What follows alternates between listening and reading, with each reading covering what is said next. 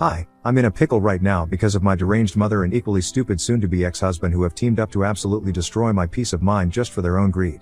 I wish I could talk about this to the people I'm friends with, but this feels just too personal and embarrassing to discuss with anyone I know in real life, and trust me, y'all will know why I'm saying that once I tell you guys what I'm going through. I don't have much family to speak of, so I can't exactly talk to anyone else either. So I'm here, turning to the Reddit community mainly to get this off my chest and also make sure I'm not the bad guy here in any capacity like I'm being made to believe. So this all started just 2 weeks ago when, out of absolutely nowhere, my husband of 3 years, let's call him Kevin, told me that he wanted to break up with me because he developed feelings for my mom. Yeah, you're reading that right, and no, I'm not joking. Believe me, I was just as taken aback as you guys probably are right now, and definitely a lot more disgusted when he confessed when he told me that he'd been having an affair with her for 3 months now.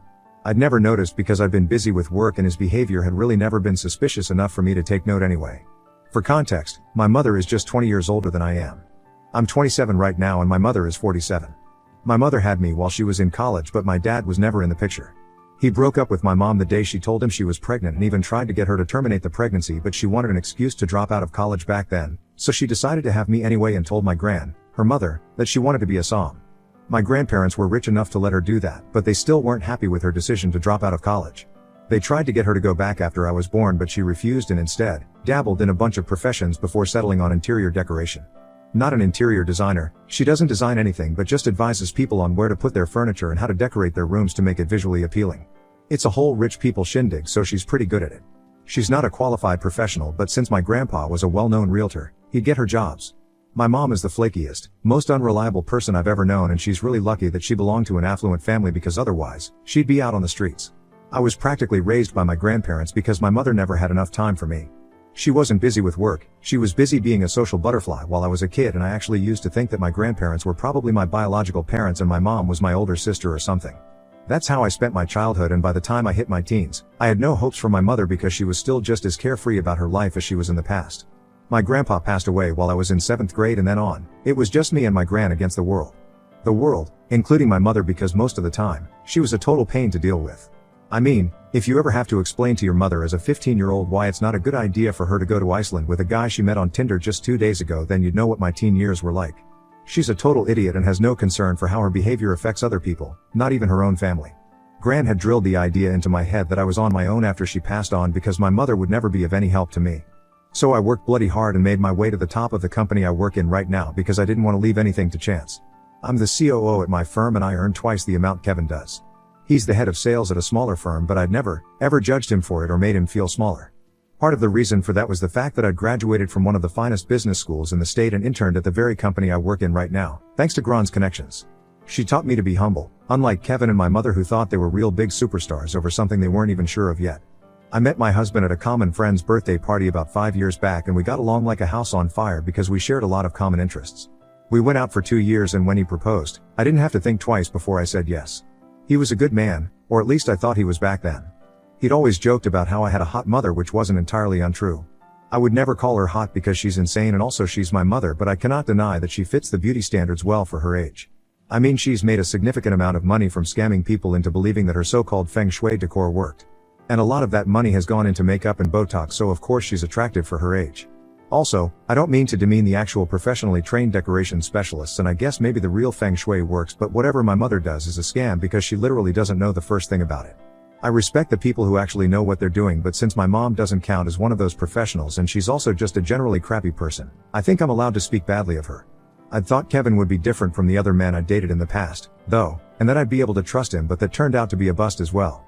He'd joke about how my mother was hot enough to pass off as my sister, and despite my strained relationship with her, I'd laugh it off because nobody would imagine that something like this could actually happen to them. I'd only ever kept in touch with my mother because of Gran. She made me who I am, and I'll be eternally grateful for that, even if that meant having to deal with her psychotic daughter. She was never ready to give up on mom because she was a good woman who loved her daughter in spite of all her flaws, and then there's my mom, who could never bring herself to love me more than herself in spite of all the efforts I put in. Even after Gran passed away almost a year ago, I still tried to keep in touch with my mom. Our relationship was bad, but I still found myself looking out for her, more out of a sense of obligation towards Gran than for her sake, but that ended when Kevin told me about the affair. 2 weeks ago, he sat me down after I returned in the evening from a business trip and told me with a straight face that he was in love with my mother and that they wanted to be together now. I thought he was joking at first and laughed at it, but for the first time, he didn't laugh.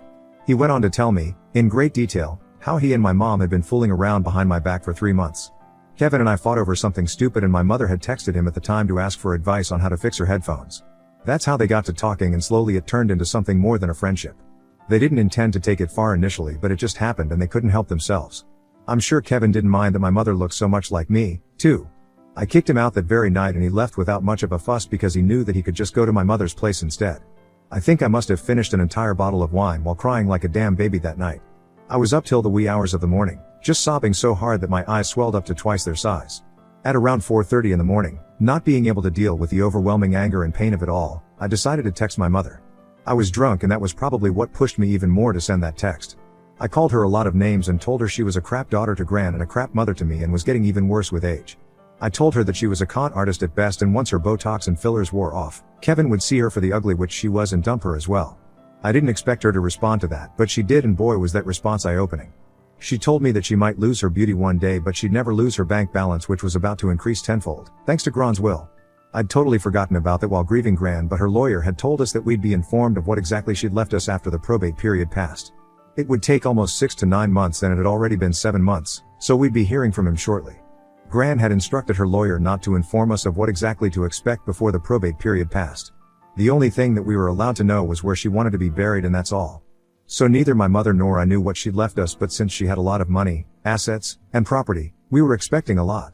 Or rather my mom was because all I cared about at the time Gran passed away was that she was gone and now, I was truly on my own. The contents of her will didn't matter to me much because either way, I don't care for money more than my relationships. But evidently, Kevin did and that's why he chose my mom over me because both of them expected her inheritance to be greater than mine.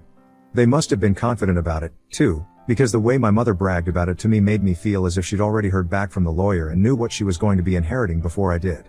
Anyway, I didn't reply to that text afterward and tried to erase it all from my mind. I spoke to my lawyer the very next day and told her that I wanted to file for divorce at the earliest. Within a week of Kevin's confession, I'd filed for divorce and he'd been served.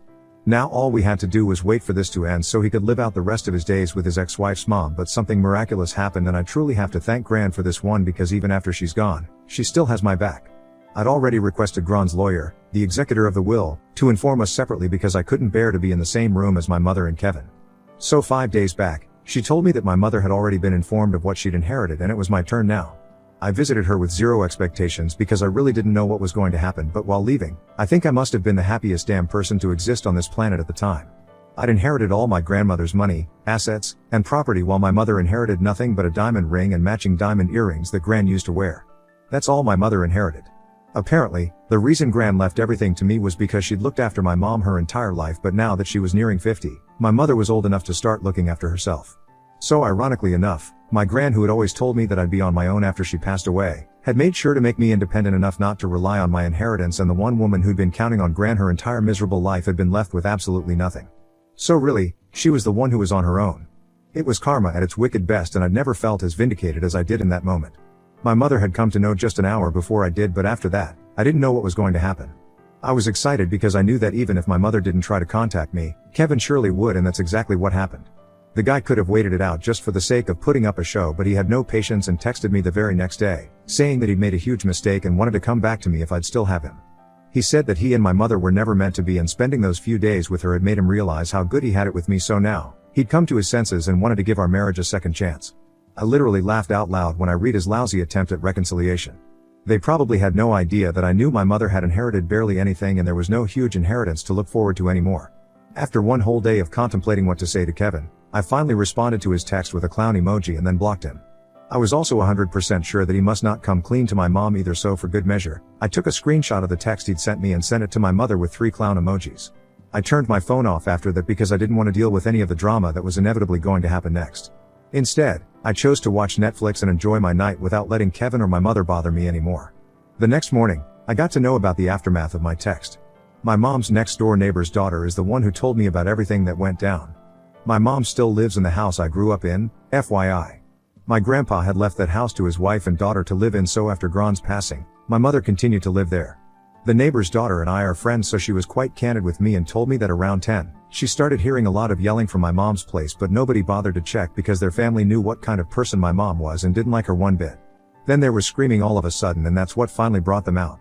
My crazy mother had physically kicked Kevin out of the house and he was lying on the pavement while my mother threw all sorts of stuff at him and screamed the most vile, disgusting things at him. Kevin had screamed because she'd grabbed a hardcover book and thrown it at him and unfortunately it had hit him right in the forehead. When her neighbors discovered him, he'd already been hit and was trying to stop the bleeding with his hand. It was a deep gash and he'd had to get 5 stitches for it, which was pretty horrifying to hear. He also pressed charges against my mother, and while she only had to pay a huge fine because it was a misdemeanor at most, it was still scary because Kevin was actually badly hurt. She hadn't intended for him to get so hurt and neither had she been in her senses at the time, so the cops let her off easily. It also helped that she had a really good lawyer and was friends with the DA's wife. Of course, my mother blamed me for it once she got back home and texted me a bunch of horrible things from her second number that I hadn't blocked, which I've been trying my best to ignore, but I really can't help wondering if what happened really was my fault or not. What Kevin and my mother did to me is definitely unforgivable, but now, I feel like I should have just counted my own blessings instead of trying to meddle in their lives to mess with them. What I did was out of spite and anger too, and it's not like I'm proud of it or whatever. If I'd known that this would have such insane consequences, then I never would have sent my mother that screenshot. I literally only just wanted to make them both feel bad, but I did never intend for anyone to seriously get hurt. My mother has never had any history of physical violence, not to my knowledge at least, so this wasn't something I could have ever thought of beforehand. I feel terrible about what happened, and my mother's constant attempts to victimize herself and make me look like the bad guy are making it worse. Even Kevin has been posting cryptic quotes about betrayal and stuff, which is highly ironic, but that's beside the point right now. I feel like they're making me the bad guy just to shift the blame onto someone else, but I don't know. Ida for trying to mess up my mother and soon-to-be ex-husband's relationship after my mother bragged about how she stole my man with an inheritance she doesn't even have? Update 1. Okay, so thanks you guys for being so incredibly supportive in the comments. Thank you for all your kind words. Especially the people who were appreciating Gran. Yeah, she was one of a kind, and I think I was very, very lucky to have her in my life. Truly one of the luckiest people alive to have had a magnanimous personality like Gran's as a part of my childhood. That does make up for having a mother like the one I do, lol. I don't feel guilty anymore about what happened because what I did was not that big of a deal. They ruined my marriage, so I ruined their relationship, tit for tat. My mother's the one who went ballistic and attacked the guy she allegedly loves, so I'm not gonna feel bad about that at all. She's the crazy one here, not me. And she sure as hell isn't gonna make me feel like the villain when she did everything wrong. Kevin got hurt. I do feel bad for him because a physical attack is never justified, but at the same time, he's the same guy who literally cheated on his partner of so many years with their mother. That's just gross, and I can't imagine anyone thinking they still have the right to ask their partner to forgive them and take them back after doing something like that. He was two-timing both me and my mother. I'm sorry that he got hurt, but that's also not my fault. Not my fault and not my problem either, so I've decided to block all of them on every single platform that exists. Heck, I even blocked my mother on PayPal. So you know it's serious, haha. On a serious note, though, I've also been thinking about a restraining order because my mother lost it. There's no telling what she might get up to next, and if she's annoyed at me for ruining her relationship, she might come for me next. I don't want that, but neither do I want to give up the home and career I've worked for so long and relocate just because my mother's crazy. So a restraining order is my best bet to protect myself against that psycho dinosaur now. I just hope it doesn't come to that. Update 2. It seems that I might have to file for a restraining order after all. I'd ignored my mother altogether for almost 2 weeks and was beginning to move on. Kevin had also responded to my divorce petition and he wasn't contesting it, so it felt like things were falling back into place, and with copious amounts of therapy and self-love, I'd finally get over this nasty incident. Unfortunately, my mother decided to return to terrorize me, and yesterday, I found her waiting for me in my front yard right outside my door. I'd just come back home after a long day of work and I was in no mood. I told her to get away or I'd call the police from inside the car, but she didn't budge and instead told me that I could try whatever I wanted to, but she wasn't going to move until she had a word with me about the inheritance. I told her she could speak to me from a distance because I was curious to know what she wanted to say. So she told me very plainly that she wanted half of whatever I'd inherited because it was fair since Gran was her mother and not just my grandma. I actually laughed in her face and told her that she was the last person who should be talking about what's fair. Then I told her to get out because I wasn't giving her jack and dialed 911 in case she tried anything funny. She glared at me, then started walking towards my car, and I instinctively rolled up my windows. I did it just in time too, because as soon as she came close to the car, she gave it one swift kick in the passenger side panel and dented it. I saw the dent only after I got out of the car, which I didn't do until I'd watched her get into her own car and drive away a considerable distance. I photographed it for evidence, and I'd already have the security footage from the cameras outside my house to prove that my mother had caused the dent. Then, I called my lawyer and told her what had happened and said that I wanted to file a restraining order against my mother as well. So now, that's happening as well. I guess my mother just doesn't like the idea of living a peaceful life and has to screw things up all the time. I did try to file a police report for it, but since she's friends with the DA's wife, the precinct head told me that his hands were tied and he couldn't help the situation. It's fine though because at least I have the security footage and she can't change that. It shows her face and everything as well. I've even downloaded it and backed it up on my laptop so that I don't lose it at any point.